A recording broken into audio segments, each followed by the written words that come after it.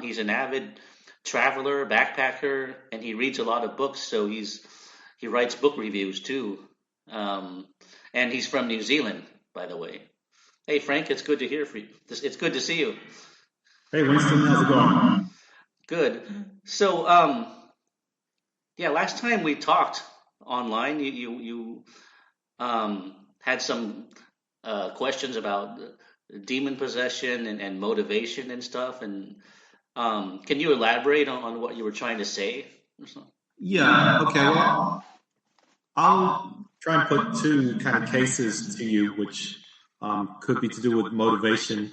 And I'd like you to kind of talk me through how that could be demon possession. Um, so, one case is a person who, for example, tried to go out and date, and everything went wrong for them on several occasions, so they just give up. Um, and then the other case, which I've noticed lately, is somebody I work with is on Tinder. It's a woman in this case, and she's doing very well. But what's happened, because she's done so well, she just can't stop. She almost needs an assistant to help her set up all her Tinder dates. So it's almost the case that she's becoming unhappy because she keeps going out on these successful Tinder dates, and she always wants more. And I think the problem, from what I understand from a dopamine point of view, is that she's used up all her dopamine on having these great dates or whatever, and maybe sexual experiences, that she can't enjoy any new ones because she just keeps going and going. You have to go through a downer, a time of feeling less happy or less satisfied. Even if you win an Olympic medal, you have a big up. You can't then go and win another Olympic medal the next week. You have to have that down period. In the other case, say it's the guy who just never gets anywhere on Tinder and gets knocked back so many times. He's out of dopamine. His dopamine can't regenerate because he never got any rewards. So this person kind of addiction, do you think that could be also explained in the as demonic possession? Well, yeah, I mean, well, it's hard to say because it's not just demons. I think there's energy parasites too, and Yeah. egregores and tulpas. And I mean, I even saw an article in Science magazine.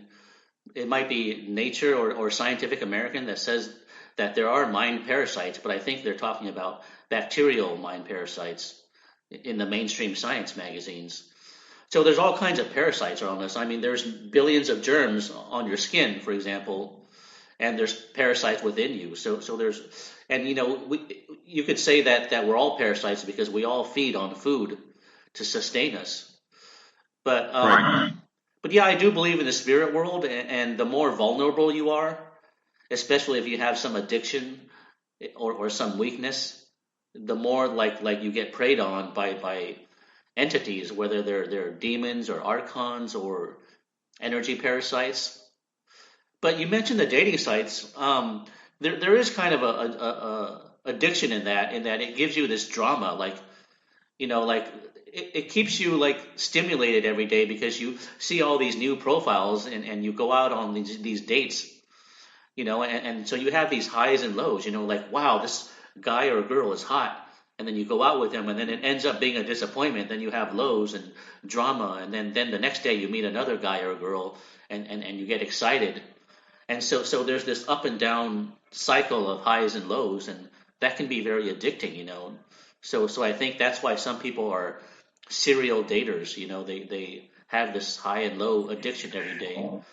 But if anytime you get addicted to something, these demons or entities can take advantage of you and feed off of you. So I wouldn't call it possession. Possession is kind of like what you see in the movie The Exorcist. Like where they take over your mind and you lose all your free will. That's a full possession. But when I'm talking about when you're addicted is more like an entity attachment. Like when a leech is on you and just drains off of you or feeds off of you. So that's Yeah. different from full possession. I mean, I can hear a little of an echo now coming Oh, back through your computer. maybe how about now It's more my voice. Yeah, that's better. if I Um, stay back? So, I mean, the current explanation would be that there's all these dating apps and there's the internet, so that allows people to be out of balance. That makes it hard to stay in balance.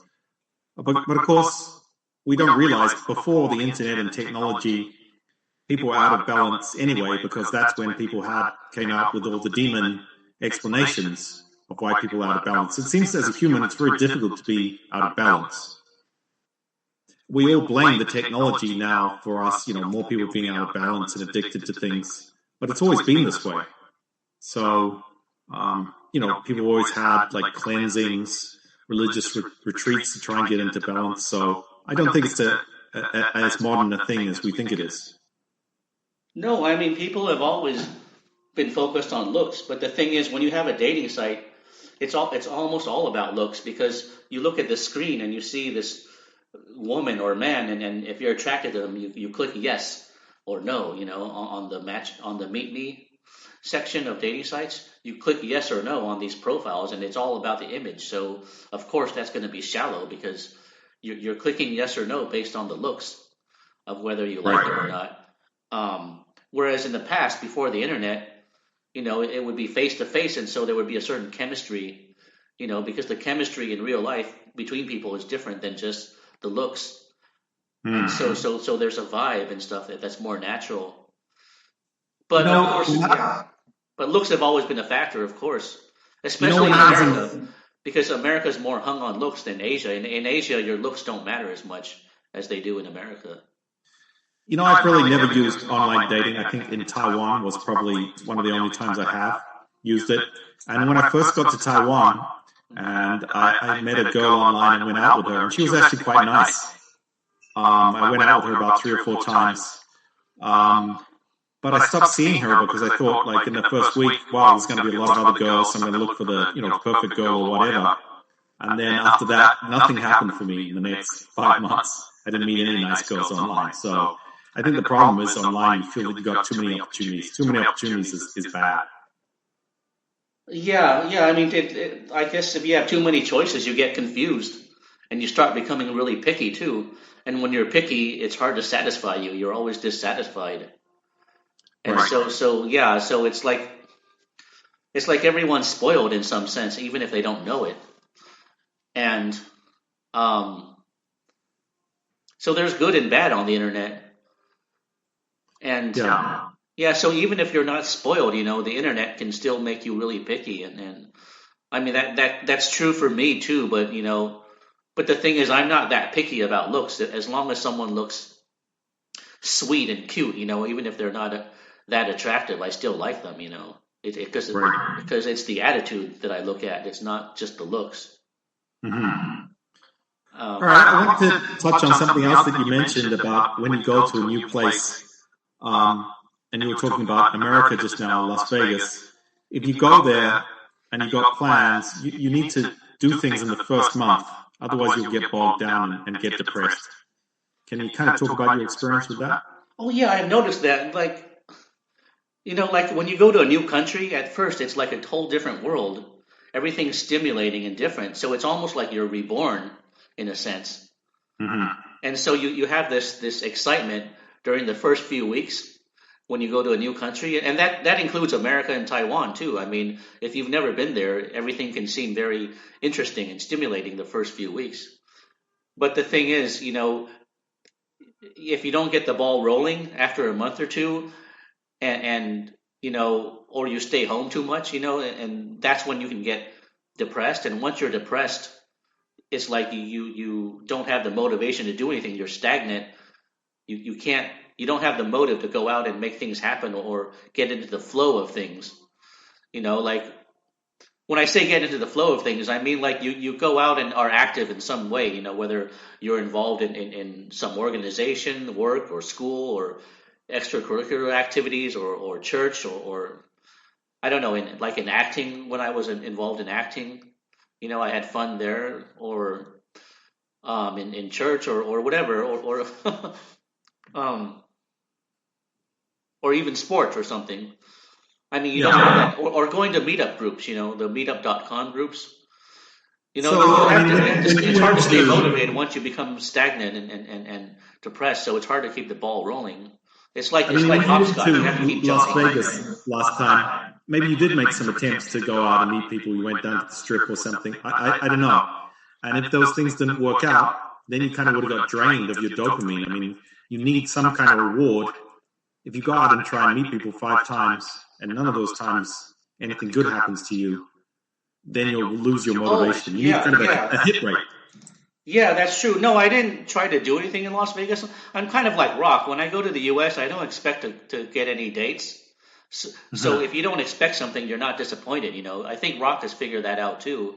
If you don't expect something, you don't get disappointed. But at the same time, you don't even try because, like you said, if there's no reward in trying, you just don't care anymore.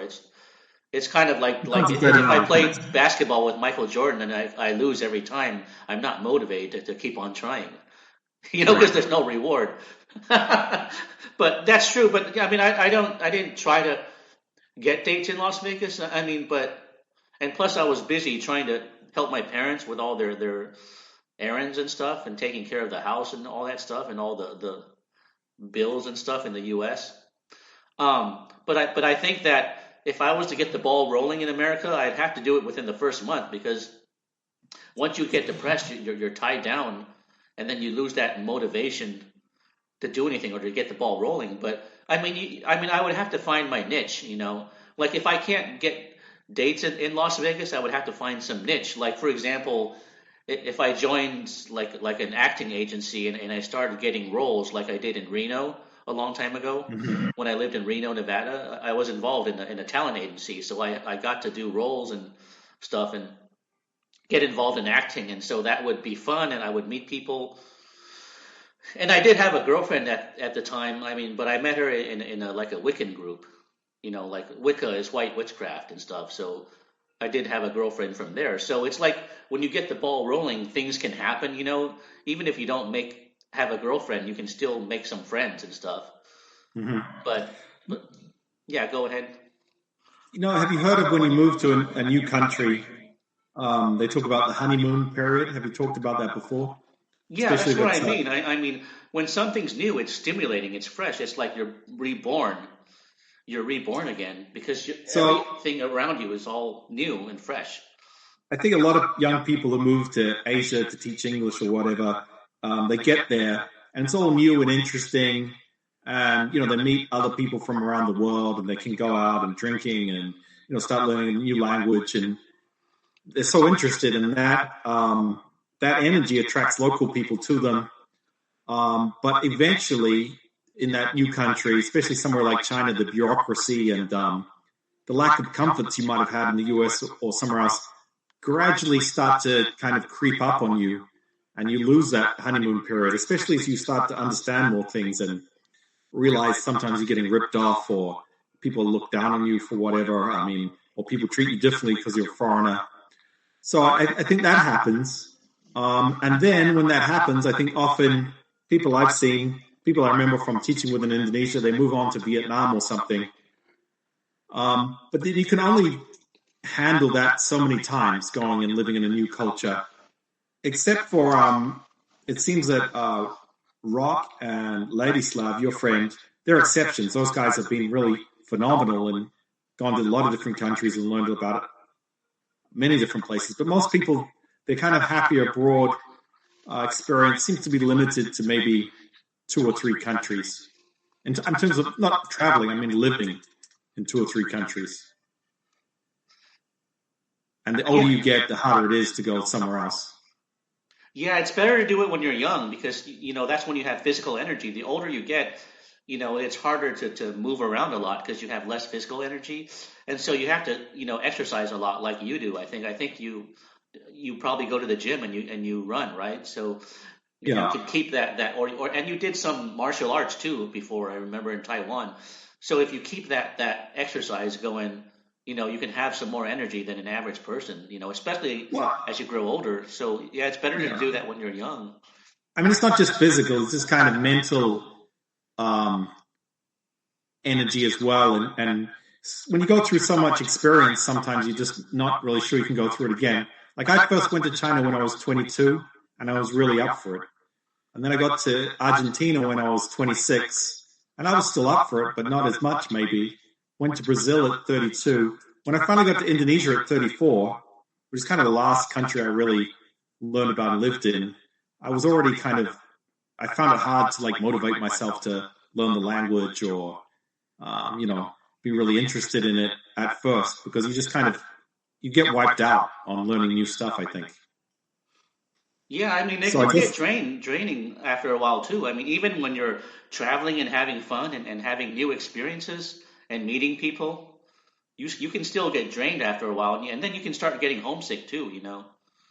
I mean, there's no Right. perfect world. I mean, even when you're having fun, it can be draining, and you start to miss home. I mean, I'm sure you've experienced that too. So Yeah. it's hard to keep a balance between all of these things. I mean, I just went to China randomly because I got a job there. I didn't know anything in 2001 that China was going to become the next power in the world or anything. I was kind of innocent about that kind of thing. So I guess I'd say to young guys or girls, kind of choose carefully when you want to go for your happier abroad country, which country really suits you. Too many people just want to pay their student loan and just go to the first place. I guess in the 2000s, a lot of people went straight to Korea, right? Because that paid well. And then they didn't really gel with Korea. Yeah, some guys know where they fit in, and some people don't. There's a certain intuitive feeling. It's kind of like religion. You're attracted to certain religions or non-religions. And it's not about logic. It's like a resonance. You sort of feel drawn to certain cultures or religions than others. Yeah. And so you just have to go with that instinct you have, because everyone's different, and not every guy is going to have the same experience. Like some guys in China or Japan can get a girlfriend easily, and some guys can't. It's almost like there's an intangible force that where some people can attract people and some people don't attract people. Some people repel people, and it's very mysterious and intangible. Have you noticed that? Yeah. But some guys go to China and they get a girlfriend and they get married. I mean, and I don't think they think about what are the consequences of getting a mainland Chinese wife. I mean, it's really going to change. It's going to make your life really tied to something which is kind of different, maybe different from your values. So I think maybe with you at the back of your mind, you say, well, oh man, I can't get a girlfriend in China, but maybe in the back of your mind, you don't want to, because you know what that might, do you want to have mainland parents-in-law? I mean, you maybe knew too much when you went there. Do you know what I mean? Maybe I mean, that's true. I mean, everything has a trade-off. And sometimes you think you want something, but maybe your subconscious mind or your higher self or whatever, in New Age terms, the higher self, doesn't want it. And so it sabotages you. And maybe that's why some people self-sabotage themselves. Because another question I want to ask you, in Hinduism, like if you read like Hindu texts, they have slave girls, and they have, what's it called when the husband dies and the wife throws herself on the funeral pyre? Oh, yeah, that's called I forgot the name of that. But yeah, I mean, that's been documented in movies and documentaries. Yeah, I mean, if you read like I think it's the Mahabharata, like the Hindu sacred text, or one of them, the Bhagavad Gita is part of that. And like, they talk about the slave girls and, the wife jumping on the funeral pyre. But a lot of Westerners, why do they have that attraction to Eastern religions? And even Buddhism's got some dark things to it. And why they see all the things which are wrong with Christianity and the immoralities of Christianity, but they seem very uncritical when it comes to Eastern religions. Have you seen that? Oh yeah, of course. Mm-hmm. Even Western atheists seem to like Eastern spirituality, like like those two those two Western skeptics like Susan Blackmore or Sam Harris that are atheists. Sam Harris, yeah. Yeah, I mean they're into like Buddhism and stuff too. I think it's because Eastern spirituality is more mystical and exotic, and you're always attracted to the opposite of what your culture is missing. So it's like it's a good complement to Western spirituality. It's like it has things that are missing. And right. There's a wisdom in Zen Buddhism and Hinduism that just resonates with people too, Right. because But a I mean, lot of Christianity had that kind of meditating. Anyway, was it the Coptic Christians who went and kind of went into the desert and meditated and so on? I mean, Christianity has that. That's what Jesus was doing in the desert for 40 days. I mean, he was meditating basically. Yeah, I think in the ancient world, there was a hybrid of Eastern and Western spirituality, but the modern Western world has become very materialistic, and so they've gotten away from the ancient wisdom, and so people are trying to recapture that, because deep down they know there's an emptiness in the Western soul when we're all materialistic and focused on making money. There's something missing, and Eastern spirituality helps fill up some of that. So, in your criticism of Taiwan, do you think it's like a perfect storm of an Asian culture?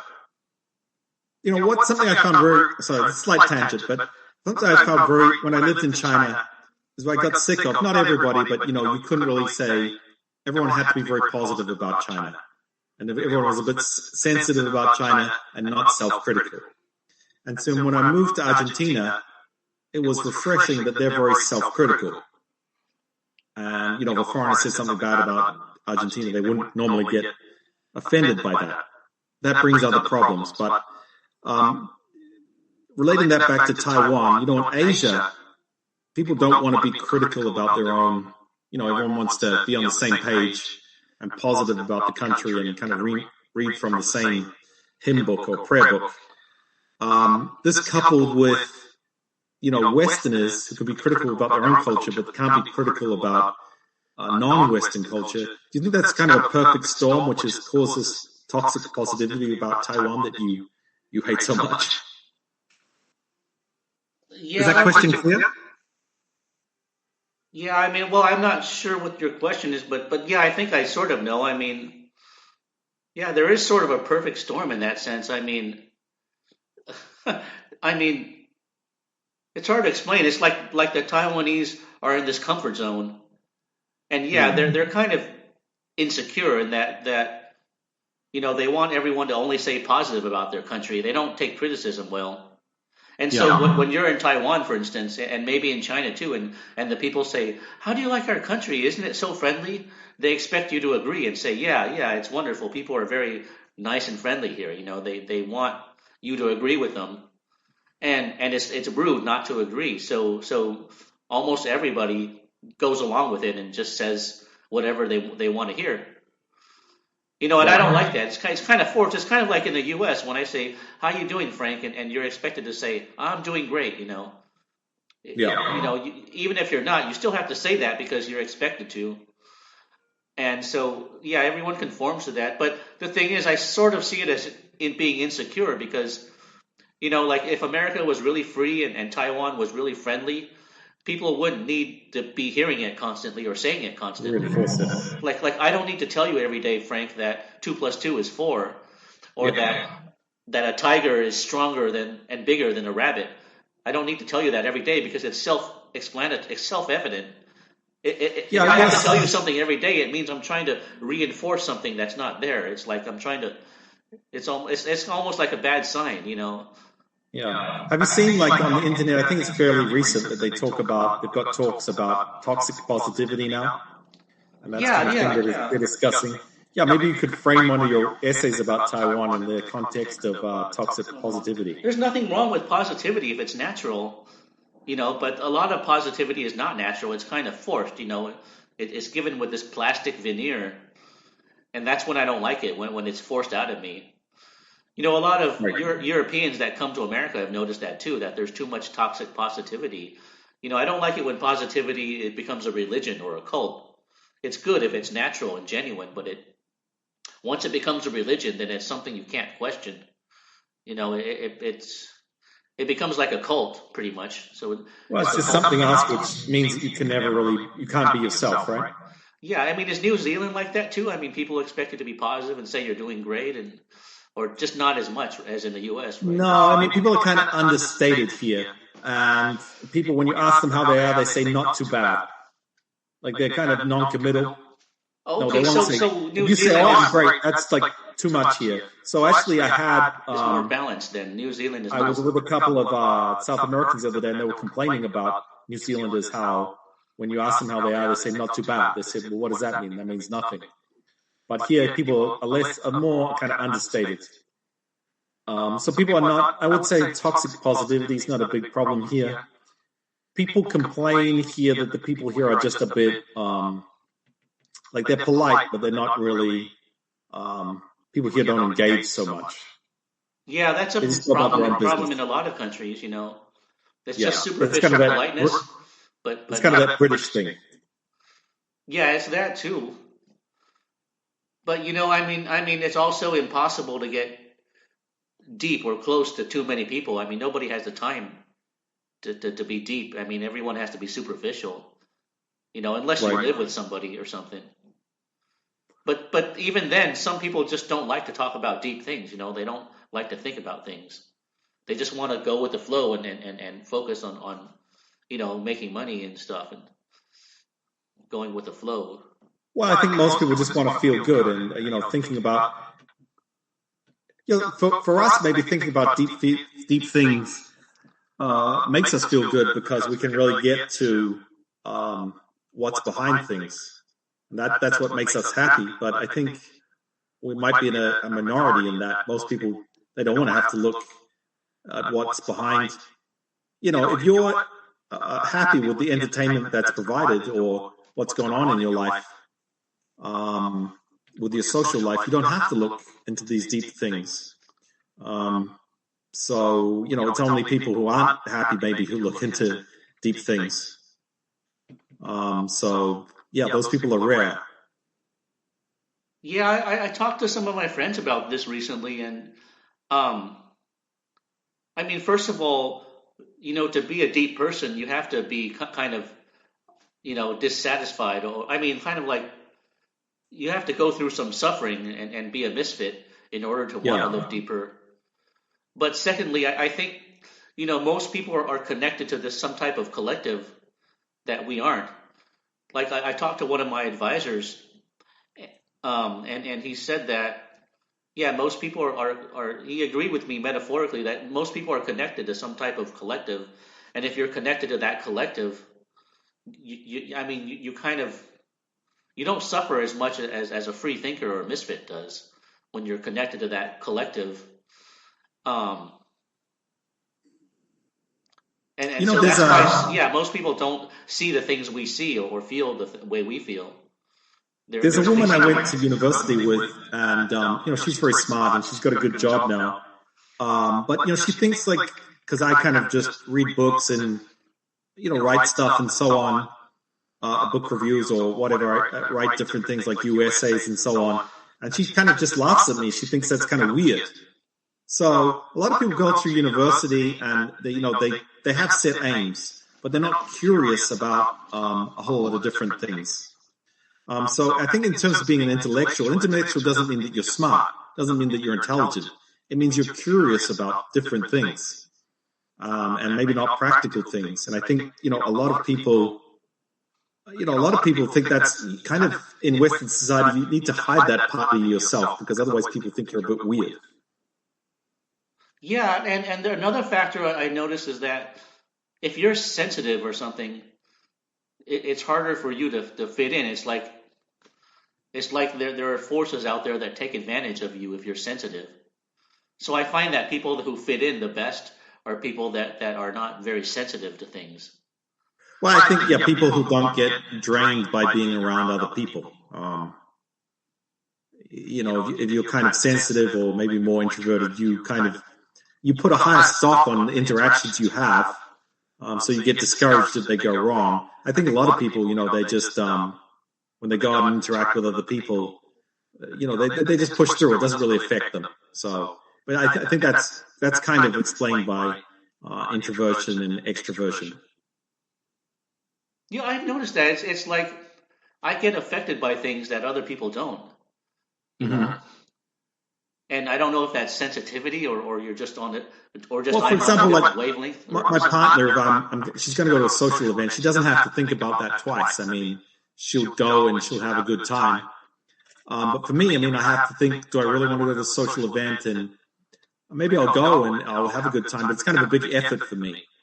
So, Yeah, it's like you have to Um, push yourself or something. Or yeah. So for probably in your situation, I mean, you're definitely at the stage where you overthink things now. I know that's not that easy to snap out of, but yeah, you're probably just overthinking things, right? yeah, and that can be a blessing and a curse. If you overthink things, you might have some deep insights and stuff and original thoughts, but at the same time, it's hard to be happy if you overthink things. And sometimes you make mistakes, like you'll think this, and then you'll have you'll second guess it, and then you'll realize that if you had just gone with your first instinct, it would have gone okay. But because you doubted it and had second thoughts, that messed things up. Yeah. You've probably experienced that too. Oh, sure. Um, I think as you get older, it gets better though. Yeah, I I mean, mean, you when you kind get of older, you sort of find a balance, and you have these coping mechanisms. Like some people are into meditation, or they have a routine where they walk in nature. They find a way to balance things. The older they mhm. get, they develop defense mechanisms.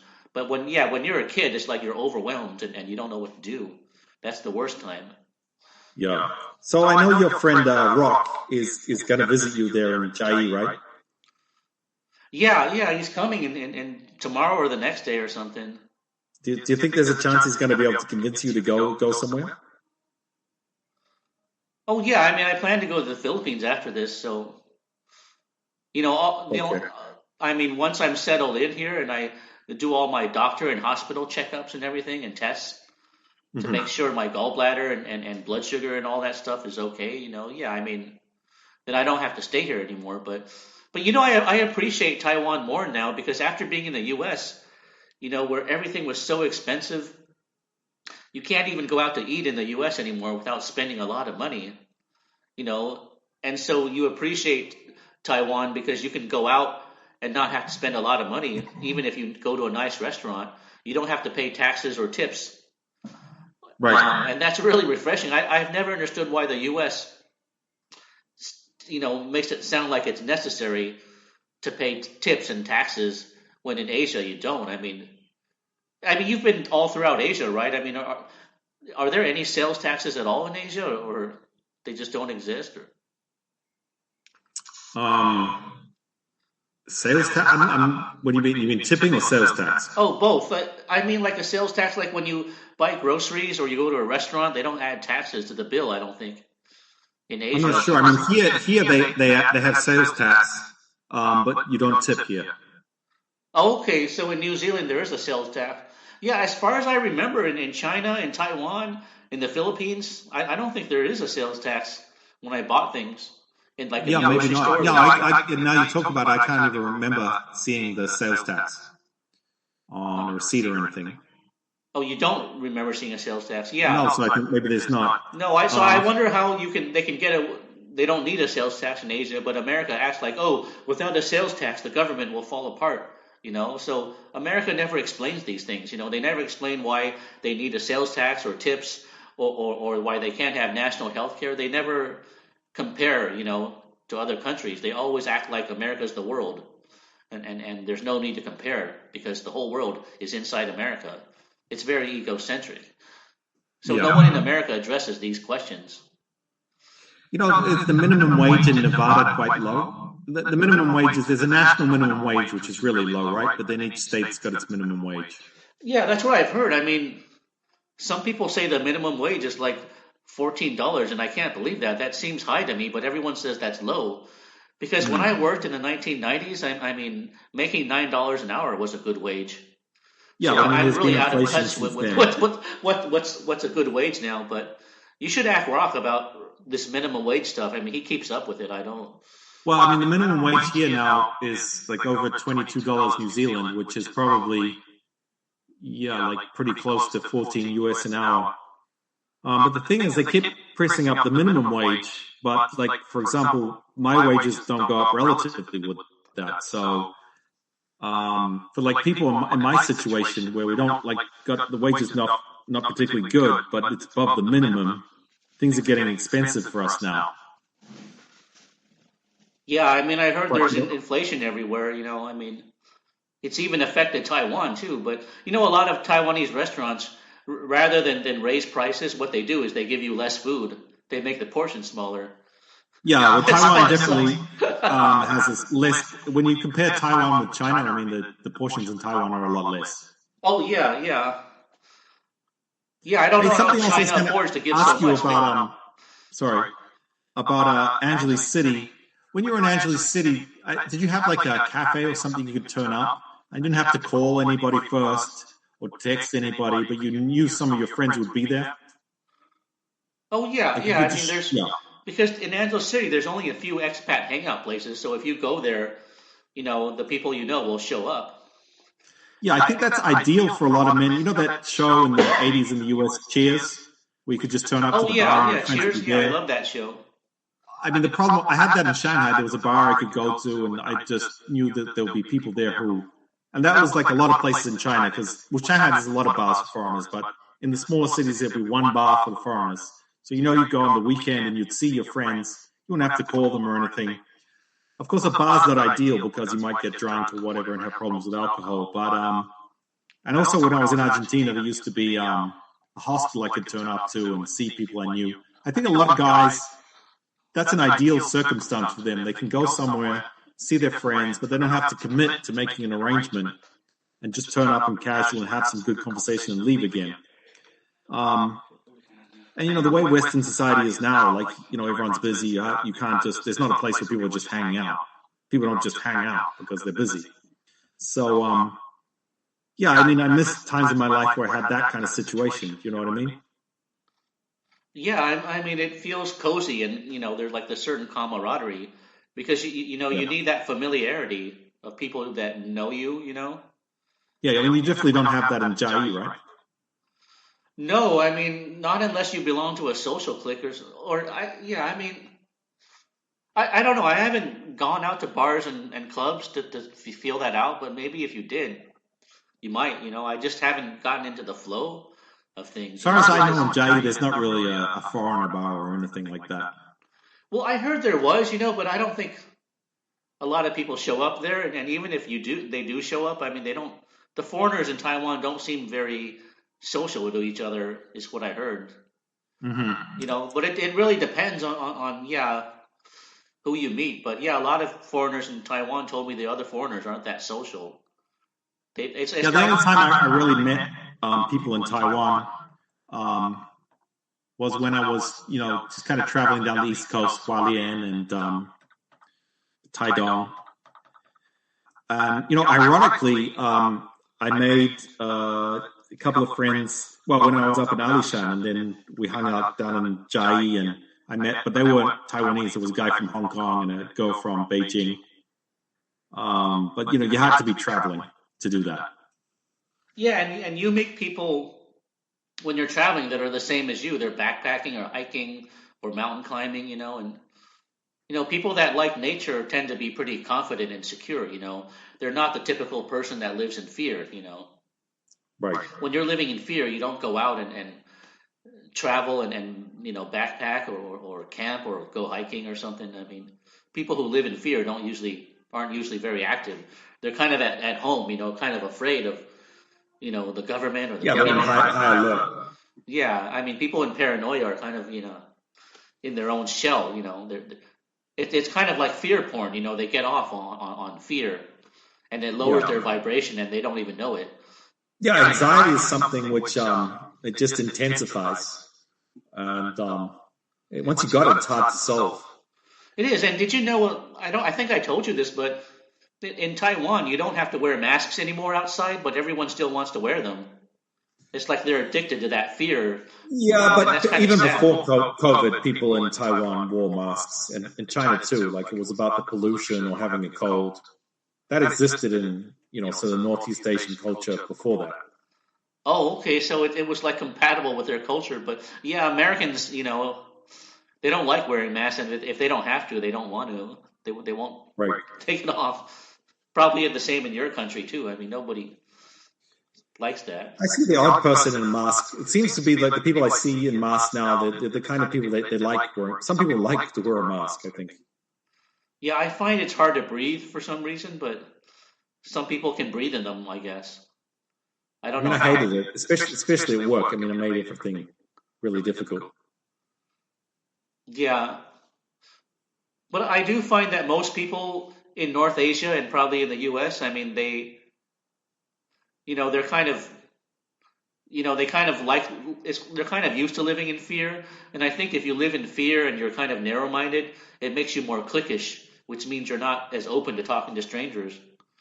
Mm-hmm. Whereas when you meet travelers while you're traveling, especially if they're solo travelers, like someone who's brave and confident enough to travel alone, they're usually very brave about talking to strangers too. Whereas most people, most Asians especially, they don't have a strong self identity, so they have to find an identity within a social clique. Within the group, yeah. And those type of people tend to be more weak and insecure, so they're not as brave about talking to strangers as someone that's brave enough to travel alone. You know the neighborhood which you have got that house in Las Vegas. You know the people living there. I mean, are they retired people or are they just working in downtown Las Vegas? I mean, what's the profile of the people who live in that neighborhood?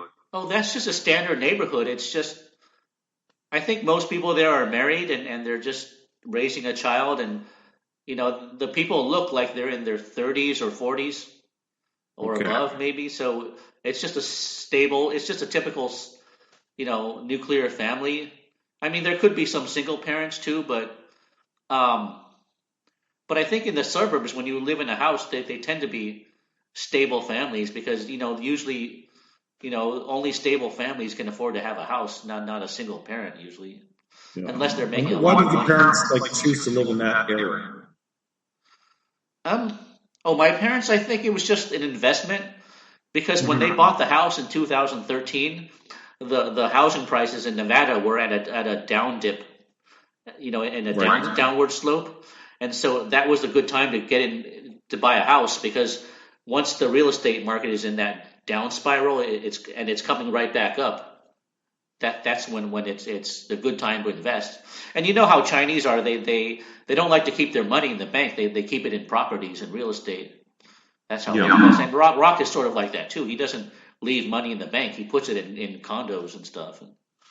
Right. Yeah, it's a good investment. You got to be smart to do that.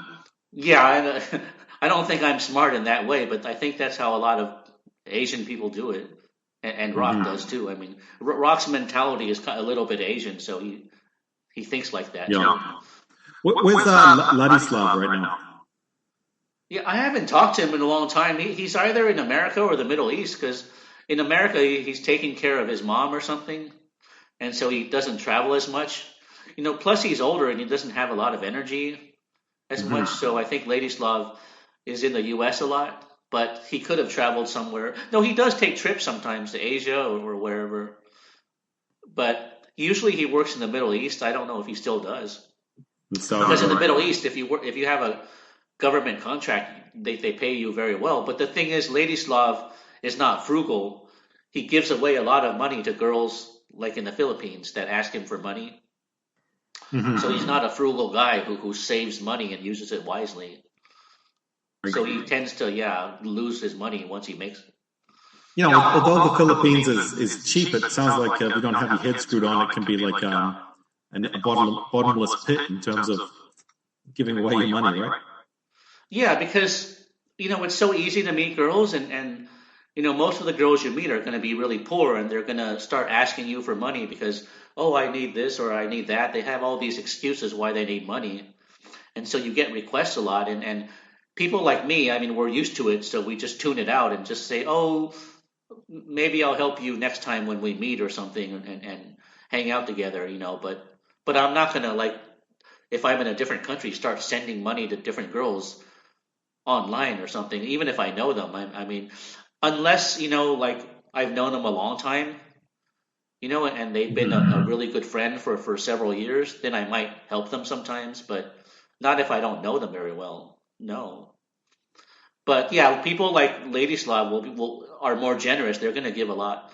They're going to give in to these demands more, But so it depends, whether you are just one of these guys that are sort of like a, I don't know, like a pushover, where you're just you give in to these requests. Some guys are just too generous and kind, and that will do that, But I'm not, because I mean I'm kind. I can be kind, but to me, I feel like the person has to deserve my generosity. Like I'm not going to be Mm-hmm. generous to everybody. I'm only generous to someone if I feel like they deserve it. So I'm kind of more calculating in that way, more shrewd and calculating that way. But what I've seen is that it seems like almost 90% of guys, when they go to the Philippines, find some kind of happiness, right? The only kind of examples I can think of who I've seen online who didn't like it at all are maybe Steve Hoka and that guy Jared. Oh, yeah, I don't know if they like it or not. I think they agree that the Philippines is more relaxed and friendly, but it doesn't Mm-hmm. mean that they can tolerate living there for a long time. Like I'm sure everyone that goes to the Philippines will agree that people are more easygoing and down to earth than in America. Yeah. But not everybody can live there because some people really like the comfort of the first world country. They need a nice house and a nice couch and a nice bed. Whereas Mm-hmm. I don't really need that. I'm kind of a minimalist. I can live in a Spartan accommodation with just a basic bed, a basic TV, and a basic internet. As long as I'm happy and I have lots of Right. friends and dates and female companionship. I don't really care about my living accommodations. I'm very Spartan. So it depends Yeah. on the guy. So, I'm kind of the same. I mean, I could just live in just a simple apartment, right? yeah, and Rock's like that And too. that's I kind mean, of he doesn't stay in the nicest hotels. He often stays in a hotel that's cheap and clean and comfortable. As long as it's clean and the beds are fresh, and it's Spartan. I mean, Rock stays in those places too. I mean, he's fine with it. I mean, you don't have to spend a lot. I mean, I think Spartan beds can be comfortable and clean too, as long as you have a shower and a bed and toiletries. I mean, why do you need something more expensive? I don't get it. I mean, maybe if yeah. you're with a girl and you're on a date, and you're staying together, then you could like stay in someplace nicer, because if you're with a woman and you want to make her feel more romantic, you can spend Mm. more on a nicer place. But if you're a guy by yourself, there's no need to be in a nice place, right? Because Yeah. you're gonna shower and go to sleep and then go out and explore. So there's no need for a nice place. Do you think you could live? I've seen of guys who can get like a room in Pattaya for like $90 a month. Did you ever think you could go live there for a few months? Yeah, I've been to Pattaya and I've seen the rooms there. I mean, yeah, there are really crummy rooms for like $10 a night, but you don't Yeah. have to go that low. I mean, there's nicer rooms for $20 a night. But I So mean, you yeah, can I pay could do monthly that, and but it then get depends. I mean, I a don't real good deal. like it when a place is a total dump either. Yeah. But you can find a place that's clean and comfortable for $200 a month maybe. You Oh, don't that's have to go pretty down good. to 90. That's probably bottom end. Yeah. Something which scares. Okay, so when I lived in China, people know about the past, right? But they know about the official past. Like the government changes the past all the time. But at least people know about the history of China, even if it's not Yeah, the it's true kind of history. strange because it seems like people don't learn from history; they forget the past. Like Yeah. in China, they put Mao on the money, but they forget that he killed millions of people. Some people say Mao killed more people than Hitler did, and the same with Stalin. But if you go to Russia, there's statues of Stalin, I think, Yeah. or no, But I mean, no, now it's they Lenin. changed Yeah, Lenin. now. There's statue of They changed Lenin. now in the history books. And they used to say he was 100% right, and now they say he was 70% right or 30% wrong. And then they changed the history books again, so they don't mention him as much. But I guess it'd be a big move to take him off the money and take him off the Forbidden City. What I was going to say is like, but what scares me about the Philippines is like it seems to be a place where the past doesn't even really exist. You know, like this guy Bong Bong, the new president, who's the son of Marcos, right? He's kind of got a clean slate. I mean, Yeah, I mean, what it his seems like most people forget the past. yeah, but is that worse in the Philippines than other places? Yeah, I mean, I don't know a lot about Philippines history, but it does seem like people forget the past and they don't remember. I mean, they don't compare things with the past. And um, people tend to live in the present or the future. I mean, they might think about their own past, um, but there's also a tendency to romanticize the past too. Like we remember the past as better than it really was. Sure. Psychology books talk about that too. That you tend to romanticize the past, Well, and I Rob says think that about me. Like I have very exotic and romantic memories of my time in Asia when I was in my 20s, and probably wasn't as good as I remember it to be. yeah, and I heard that that's necessary because you know right now in the present you feel anxiety because you're not sure what tomorrow will bring, and so to counteract that anxiety, you have to remember the past being as better than it was in order to have some type of balance. That's what I've heard. Yeah, that sounds right. Yeah, like it's sort of like a coping mechanism. You're anxious about the future, so you remember a glorified romantic past, the good old days. It's Right. kind of like a counterbalance to the anxiety of the future. You need to selectively remember your past. Yeah, and everybody does that, but yeah, I mean, some things were better in the past, like things were cheaper, for example, Yeah. and friendships were more natural in the past, you know, and dating was more straightforward in the past. That's what I've heard. So some things definitely are better, and I think the movies of the past were better too. They were much more classy. That's undoubted. Something happened to the movies. Maybe in the 1980s still had some decent movies, but the 1990s onwards, if you look at like the old noir movies from like 1940s, those movies are pretty good. Like the story, they're not too long.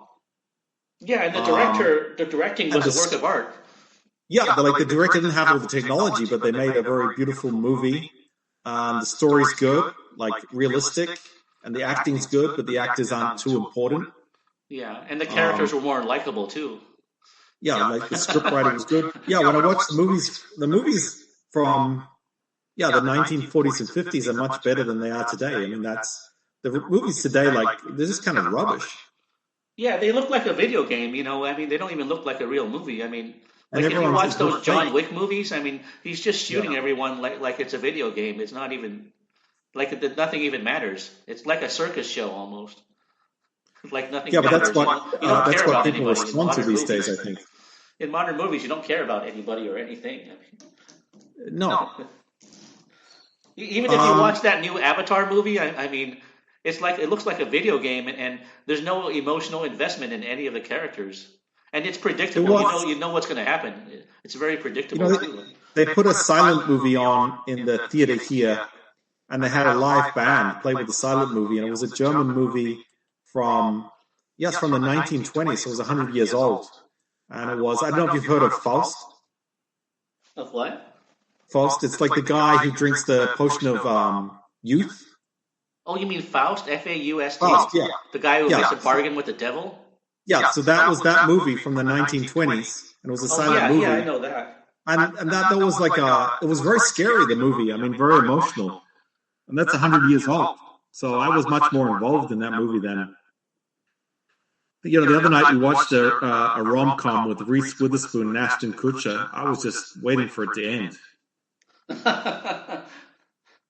Yeah, but a lot of these movies are really predictable too. Yeah, formulaic. So, well, maybe we can bring this round to like something for the potential listeners. So, I mean, do you have any ideas? Like, what are you recommending now in terms of Happy Abroad? Say if some guy's like 23 years old. I think He's the American. biggest obstacle is, he's- if someone's 23 and they're dateless in America and they're not happy with the dating and social life, the problem is, they don't have, enough money to move overseas. Usually people that move overseas are retired and they have a pension, or they have a military pension, or they have social security, or they have like a portable income, like an online business. But the thing is, not everyone can just start an online business and make money online. I mean, it seems like only a small percentage of people can do that. It's not something everyone can do. Yeah, well, Mark made a video the other day saying, "Don't wait to come to the Philippines. You're not too young." And But I mean, he came to the Philippines and made money, but that's just the real exception, I think. Oh, that's right. Rob told me that Mark was broke when he came to the Philippines, and he started making money on his YouTube channel, Well, and that's a he gained a miracle. huge following. But I don't think anybody could do that. I mean, it's just a small percentage of people that do that. Yeah. But I guess yeah, if you're young and in your early 20s, the only thing you can do is work and save up money. But the thing is, the rent in America is so high, so you would have to go live with your parents for a year or two while you're saving up money. And of course, you would have to have a good relationship with your parents, and your parents would have to agree with your strategy of saving up money so you can live overseas. And not everybody's parents are going to be that open minded to agree with that. Yeah. I mean, you can still go the teach English route, right? Yeah, I that's guess these right. days That's right. you generally need a degree to do that, though, right? Yeah, you do. It's better if you have a degree, but some places, if they're desperate enough, they'll take someone without a degree too. I mean, like in a small town where they don't have any foreigners. If you go to a small town or a small city and there's not enough foreigners to teach English, they'll start taking people without degrees. Yeah, As I long mean, as you're a China used to responsible person. absorb so many people. I mean, China's so huge.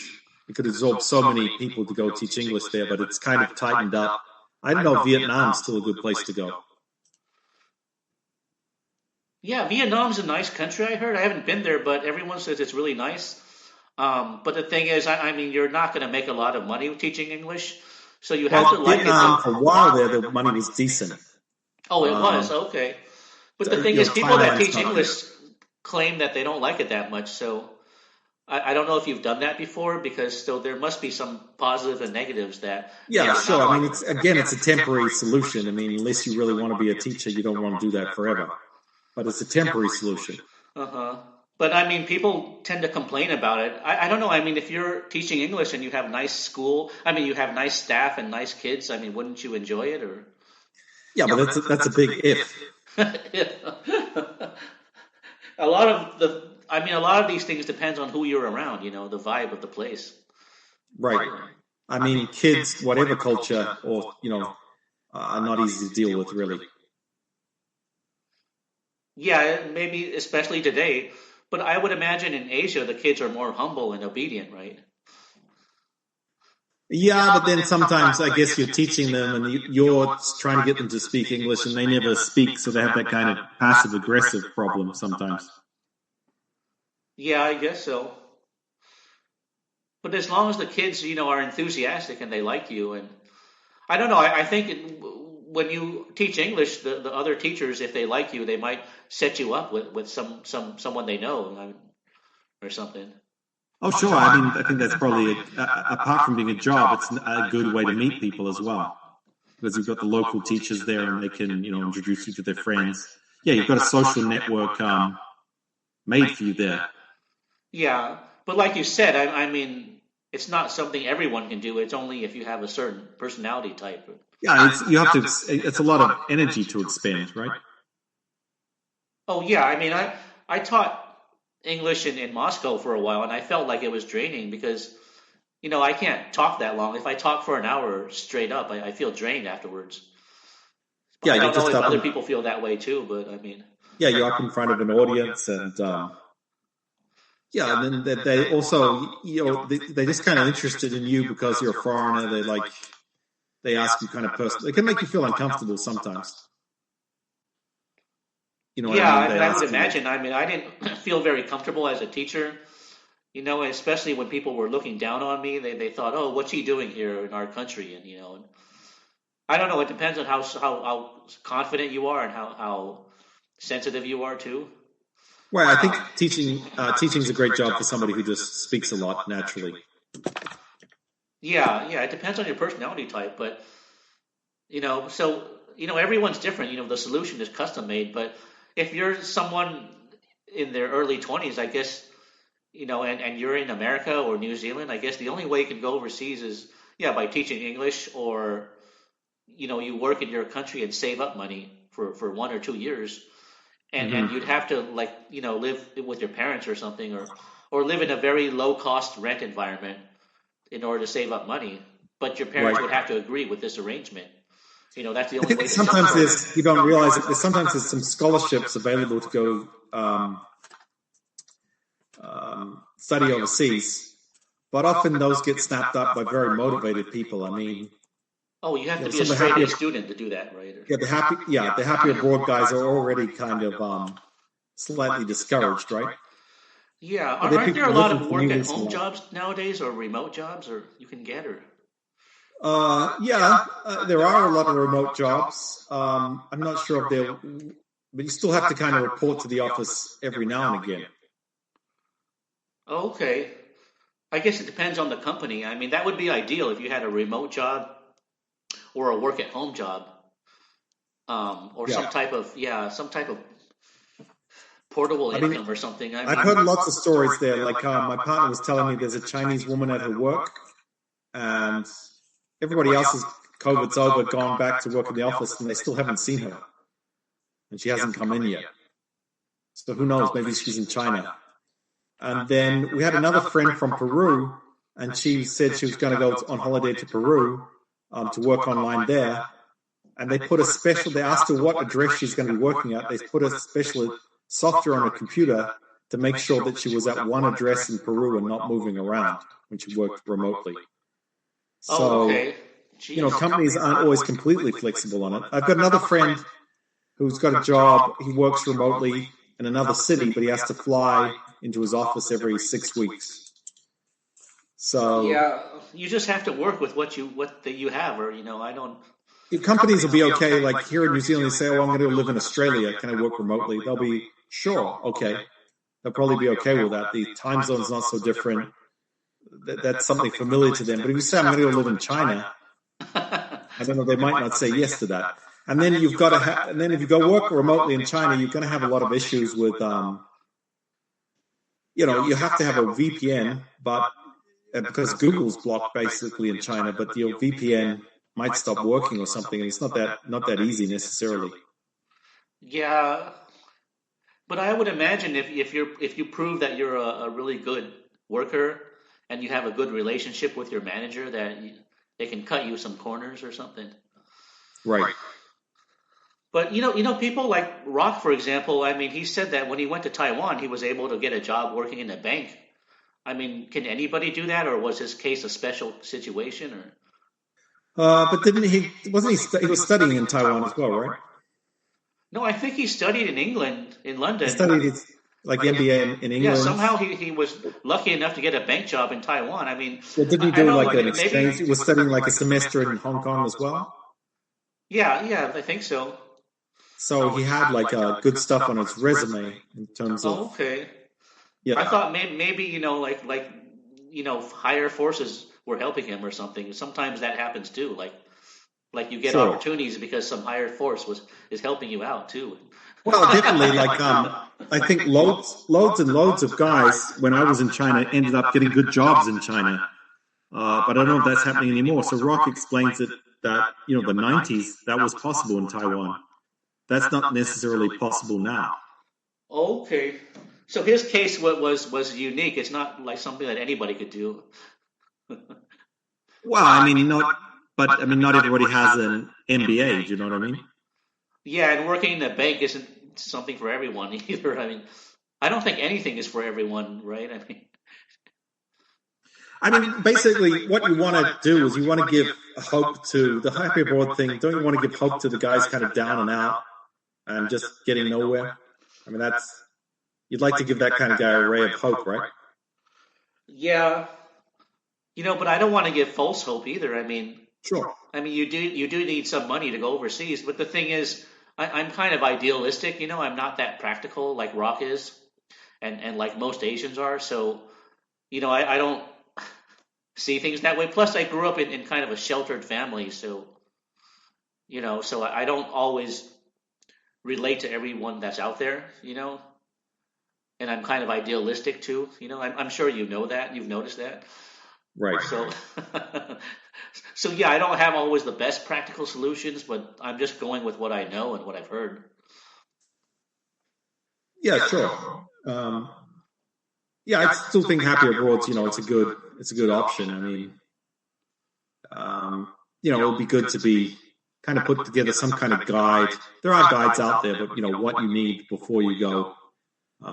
Thing. I think Mark has some reasonable advice when he says, make sure your computer works well before you go, all that kind of stuff. But whatever advice you give to young guys, they're not going to take it anyway. So, yeah, I mean, advice isn't going to change people's lives. I mean, it has to be right for them. It has to follow what they're already going toward. If somebody's already leading that way, you can give them advice. But they have. I think as idealists, what we want is the world to have that kind of place where people can go and just kind of have an alternative to the square society or whatever. I don't know if you've seen that series on Netflix, The Serpent, where it talks about that serial killer in Bangkok, but it has a lot of episodes where they're in Nepal in the 1970s. Oh, no. And Nepal used to be kind of a hangout for, weed smokers and hippies. And there was that hippie trail which went through Afghanistan and India to Nepal. The 1970s was kind of what Thailand and Vietnam is now. So, kind of changes in terms of where, young dropouts, I don't want to say dropouts, but young people looking for a alternative kind of life can go, right? Yeah, and some guys on my forum, like Yick, for example, yeah, he said, whether you expat or not is not a matter of logic or dating or something. It's something in your blood, some people are adventurous and some people are not, and some people can live abroad and some can't.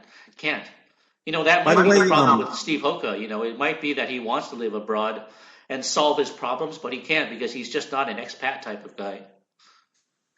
No, and your problems will follow you around. Yick, it's a pretty interesting guy. He taught in, I think, Korea and Saudi Arabia, and I think he's still in China now. So he's got a lot of experience. Yeah, I mean, he told me that he's always wanted to live abroad. It's not just something he suddenly decided to do. I mean, it's just in his blood. I think he came from kind of a working class background, at least on his father's side, and he could sort of see the rest of his life and how it would be in the north of England and how boring it would be. So for him, it was just a real, great experience to finally get out of England. I mean, it was, he went for it. But I think he's also somebody who quite likes teaching English, so that's allowed him to be successful overseas. Yeah, I mean, for me, I pretty much had no choice because America had nothing to offer me. I wasn't into having a good career or work or something. So, America had nothing for me. So I didn't care about my career. So, and I didn't have any dating or social life. So I had no other option. But, some people are not like me or Yick. I mean, some people love a boring routine, and some people are just practical. As long as they have a house and food and shelter, they don't care about anything else, I wouldn't say something. I would say probably the majority of people. The majority of people are like that. Yeah, I don't get that. I mean, it seems like that's how people are. It's like they're only focused on survival. They don't care about being happy. They just want to survive. Well, it's not necessarily survive. They see that if you stay on one path, then that's how you're going to get the better salary, the better car, the more high status in your job. They don't want to be moving around. They understand that one path is the best path. Yeah, there's an old Chinese saying that Momopi told me that some people are like trees, some people are like grass, and some people are like clouds. And most people are like trees. They grew up in one place and they don't want to leave their hometown. So they tie their roots in their hometown and then they grow like a tree from that town. And some people are like grass. They're looking for greener pastures. But once they find it, they'll settle in those greener pastures. And some guys are like clouds. Some people are like clouds in that they always want a new experience and a new adventure. That's what they live for. They don't like planting roots. I think Rock is like that, and maybe I'm like that, and to some extent, maybe you're like that too, or maybe you're, a cross between a cloud and grass, or something. I don't know. Well, if you keep being a cloud, sometimes even that can kind of start to back. I think that just started backfiring on me being a cloud. Yeah, someone told. I heard someone say that you can't be a cloud forever, and that you have to settle down at some point because we're all meant to be tribal and to have roots in our and to work with our community. So the travel thing is not supposed to be permanent. It's supposed to be temporary. But I don't know if that's true for everybody. Yeah. I've got a friend. He's I think he's like kind of he's about the same age you are, and he's still a cloud. And I think you just go on wandering and wandering, have these wandering experiences, and in the end, like if you have too many experiences, none of them mean anything. I mean, you have to have some experiences and you treasure them. But if you just keep on going, have experience after experience, it just becomes meaningless after a while. Yeah, or I mean, you could have the situation like you have, like you have a stable relationship and a stable job, and maybe you travel several weeks or several months of the year. Then you'd have the best of both worlds. Like that would be ideal, wouldn't it? I think that works for me. I mean, eventually, if you want to be a cloud, I mean, it's good to have decent, really good finances like Rock, because even he's not as completely a cloud because he has some kind of roots in the Philippines, right? In Taiwan as well. Oh yeah. He does, but he bounces between different countries. I mean, sometimes he goes to Africa and Egypt too. I mean, yeah. So, yeah, I mean, he's more of a cloud, but he does have roots. I mean, he has, financial assets, right? Too. So, one friend, he was a Kiwi, and he was in Korea, he was in Japan, he was in Argentina, and he never really had a job, and he just kind of drifted around. He's very charming. Then he was in New York, and he was illegal, and so he married a woman from Hungary to go to Hungary and then try and get back into the U.S. on the green card lottery. But in the end, he tried to get back into the U.S. without a green card, and he got locked up, I think, in Fort Lauderdale and deported back to Hungary. Then he went to Mexico, and I don't know, it's just, some people just, they can't stop wandering, and that becomes a problem.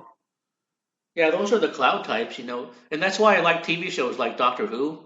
I don't know if you've seen it. Doctor Who is like, he's in this time machine, this TARDIS, and he wanders from different planets and Earth, and he looks like he's having the ideal life, saving the universe and traveling. Doctor Who's a woman now, right?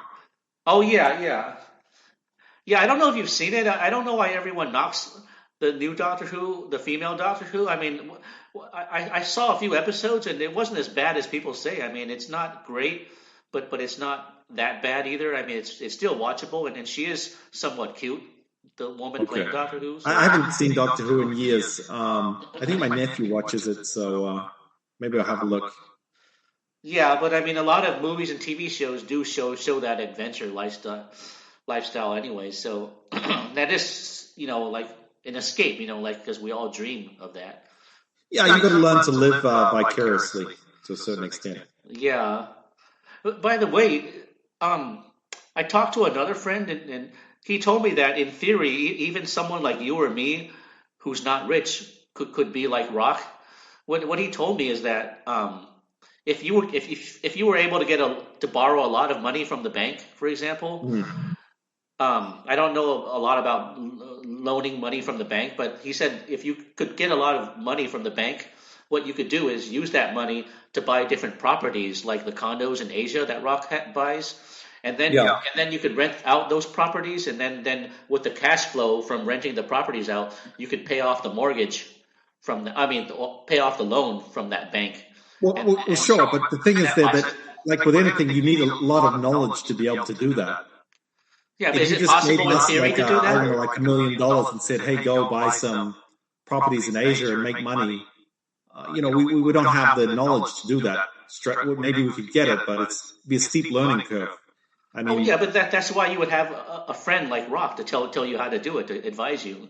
Well, sure, yeah. Tomorrow I got $1 million, and we'll say I got $2 million. I would say to Rock, hey, well, look, can you advise me on this? And sure, you could. But that doesn't mean that your results would be the same as his.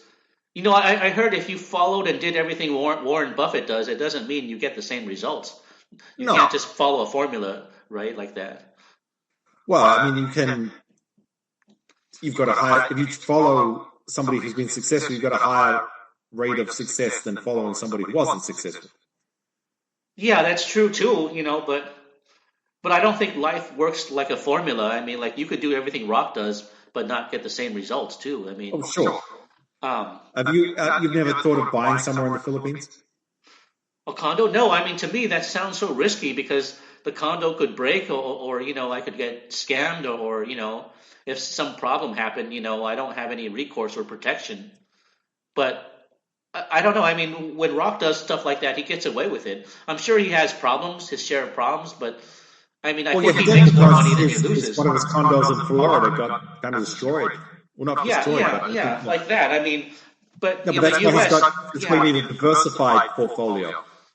Yeah, so he has setbacks too, and I don't think he had any insurance on that condo either. So I'm sure he has losses and setbacks, but I think overall he makes a good net profit from that. I don't know the details, but I would imagine he does.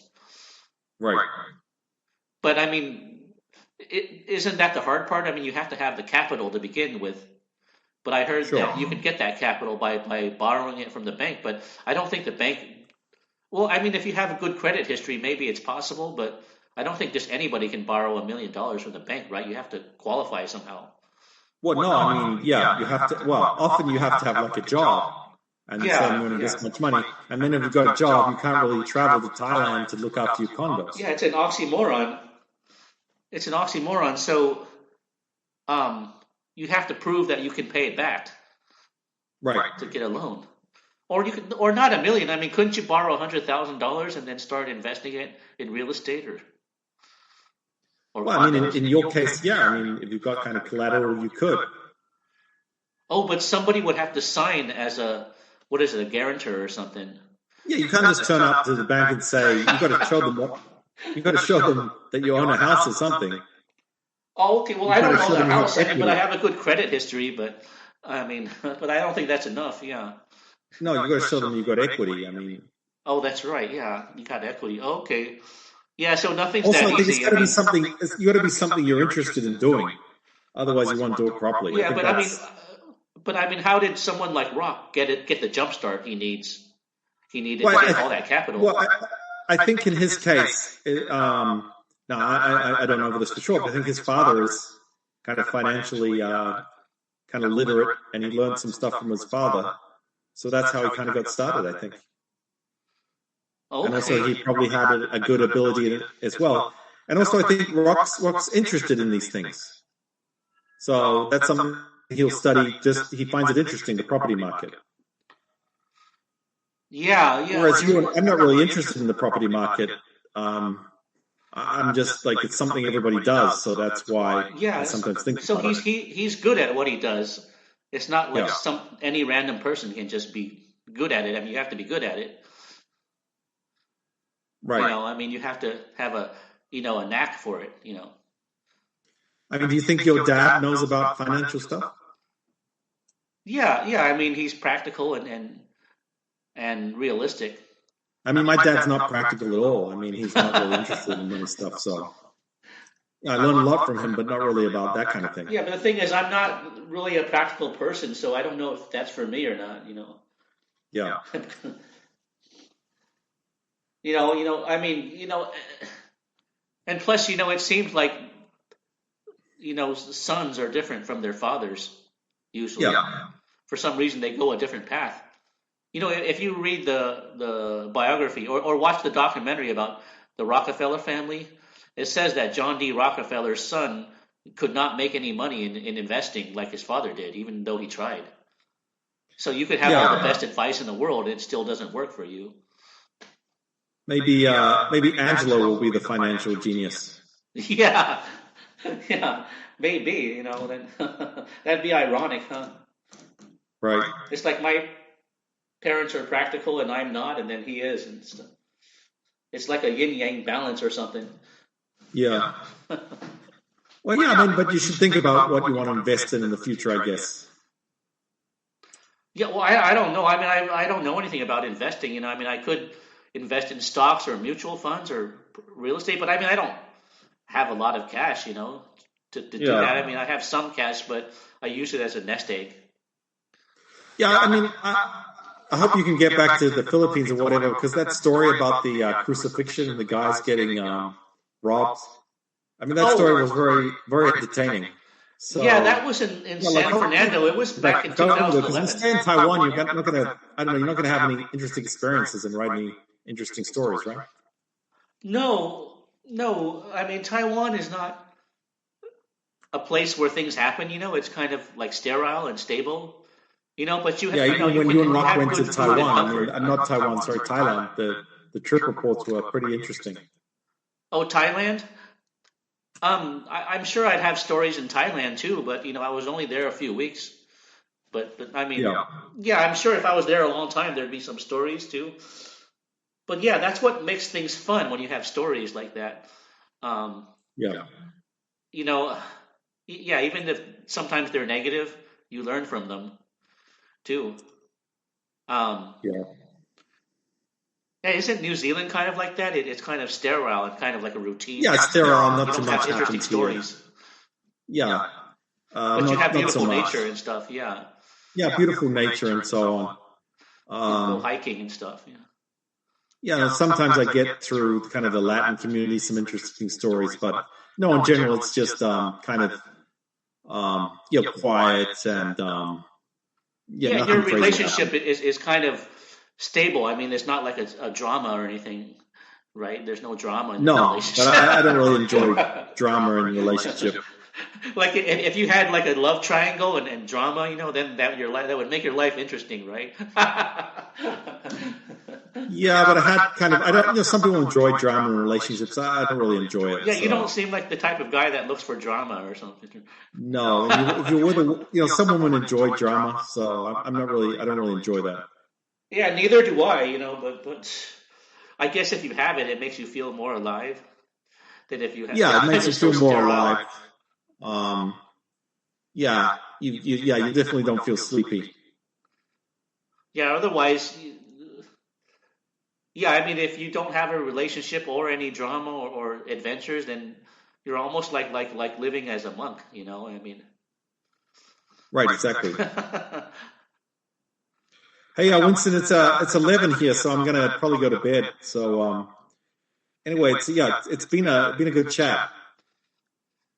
Yeah, I mean, we should do a series like this, and I think we have a lot of things to share like this, but Yeah, and I think next time maybe we should do another one. I'll try and what I think might be better. I had this idea. For example, we could just do a topic and do 20 minutes. Do you think that would be like so we could do today we're going to do Taiwan. Oh yeah. Or today we're going to do Latin America and just stick to one thing for 20 minutes. Do you think that would be better? Yeah, I mean we could do that. I mean, or we could just do it free flowing and divide the chapters. Yeah, these chats are enjoyable. I think I get a lot out of them. I'm just wondering if listeners will get a lot out of them. Well, unfortunately, I think we don't appeal to the mainstream. I think it's only a small percentage of people that would get something out of this, Oh, sure. We're never going to be mainstream. Well, just keep this idea in mind. If we do another one, maybe we could try just a different format, one topic, 20 minutes. Yeah. By the way, when I introduced you, I forgot to say, how are things down under? That's the typical thing you ask an Aussie or a Kiwi. I should get one of those hats with the corks on it, the Aussie hats. Yeah. New Zealand is considered down under too, right? Yeah, New Zealand's part of down under, yeah. Okay. Wow. Can you imitate an Australian accent? Or? Yeah, it's not too hard. Oh, okay. Maybe you can talk like Crocodile Dundee sometime and see. Yeah, but what's that movie again? I'm sure I can imitate him.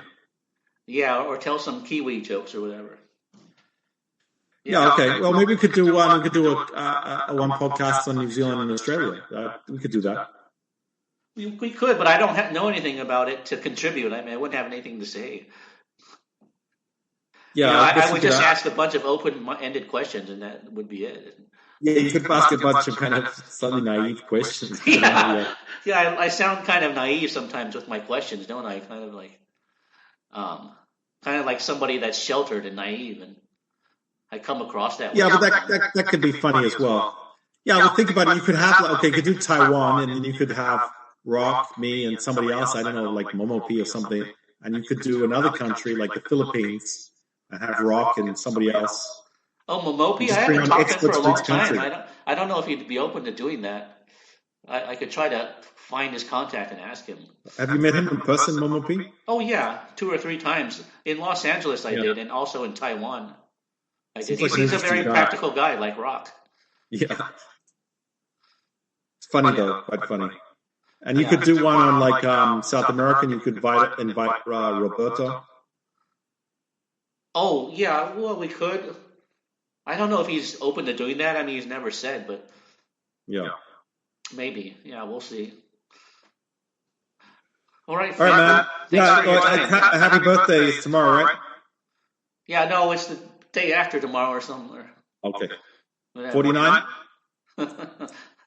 Almost, yeah. Okay. Almost. All right, man. Maybe 29. Just kidding. Yeah. Okay. Catch you later. Okay. See ya. Take care. Bye. Frank. You too. Bye. Take care. Bye-bye. All right.